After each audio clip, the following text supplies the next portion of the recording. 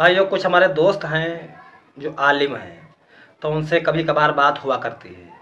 फिर अगर किसी मसलों में कोई बात फंस जाए तो कहते हैं यार आप ऐसा करिए, आप अपने आलिमों से जा कर के पूछिए। दूसरे से पूछो तो कहते हैं यार आप अपने आलिमों से जा कर के पूछिए। तो यार ये बताइए, क्या आलिम अलग अलग हैं सारे?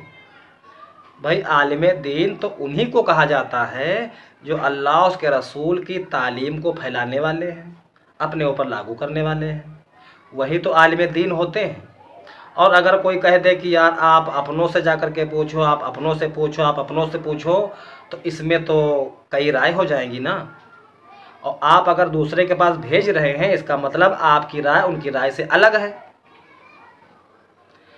और हम सबको ये बात मालूम है कि हमारे आका अलैहिस्सलाम की तालीम सारे इंसानियत के लिए एक है और हम सब उन्हीं की तालीम पर चलने वाले हैं। आप अलैहिस्सलाम ही की तालीम को अपने ऊपर और लोगों में फैलाने वाले हैं। फिर भी अगर कोई कहे यार अपनों से जाकर के पूछो, तो इसका मतलब कहीं ना कहीं मिस्टेक ज़रूर है। ठीक है। इसी तरह हमने अहले बैत के मामले में शिया हजरात की कुछ तारीफ़ कर दी, क्योंकि भाइयों हम सबको मालूम है कि अहले बैत का मकाम बहुत ऊंचा है। और आप अलैहिस्सलाम की हदीस भी है कि अहले बैत से मोहब्बत रखने वाले कामयाब होंगे और अहले बैत से बुग़्ज़ रखने वाले भैया घाटे में होंगे। सीधी सी बात है। और हम ये भी जानते हैं कि हमारे शिया हजरात के सारे इमाम अहले बैत से हैं। तो ये कुछ बातें हमें अच्छी लगी तो हमने उनकी तारीफ़ कर दी। तो अब हमारे अहले सुन्नत के कुछ भाई कहते हैं कि यार तुम उनकी बताओ तारीफ़ करते हो। तो भैया इतनी तंग नज़री अच्छी नहीं है।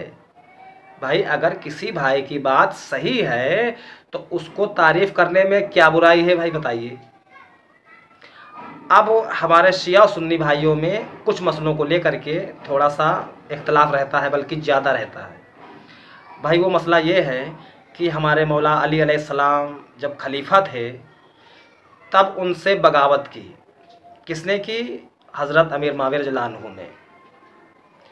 जंग हुई, काफ़ी लोग शहीद हुए और बड़ा नुकसान हुआ। अब इस मामले में हमारे अहले सुन्नत के काफ़ी उलमा कहते हैं कि यार दो सहाबा के बीच में जंग हुई है तो इसमें खामोश रहिए। हदीस कहती है कि भाई मौला अली हक पर हैं, जिन्होंने उनसे बगावत की वो नाहक हैं। तो भैया जब हदीस नाहक कहती है तो हम भी नाहक ही समझें। हाँ, रही बात लान तान करने की तो ये बात दुरुस्त नहीं है, क्योंकि जिन्होंने बगावत की है उन लोगों ने आप अलैहिस्सलाम ही की मौजूदगी में ईमान में दाखिल हुए हैं, मुसलमान हुए हैं। तो यार लान तान करने में नुकसान हो सकता है। भाई हम लोगों को थोड़ा सा तो ये रिस्पेक्ट देना चाहिए कि आप अलैहिस्सलाम से मुलाकात हुई है, आका अलैहिस्सलाम की मौजूदगी में ईमान में आए हैं, तो लान तान करना ये अच्छी बात नहीं है। हाँ, मौला अली हक पर हैं, ये खुल के बयान ज़रूर किया जाए। देखो तब तो हक और बातिल की पहचान होगी। और अगर हम कहेंगे कि दोनों बराबर हैं तो आदमी क्या समझेगा भाई कि कौन सही है कौन गलत है। तो इस बारे में हमारे ये आलिम साहब हैं जो थोड़ी सी बात कर रहे हैं, जरा आप सुन लीजिए। और फरमाते हुजूर अलैहिस्सलाम का इरशाद, और ये लिख कर के आका ने फरमाया था अम्मार तुम्हें बागी करो कत्ल करेगा। अब आगे यहां भी डंडी मारने की इजाजत नहीं कि कौन बागी था, किसने कत्ल किया, किसने नहीं। कोई कह सकता है जी मालूम नहीं। मैं कहा नहीं, इतने बुद्धू नहीं हैं कि मालूम नहीं।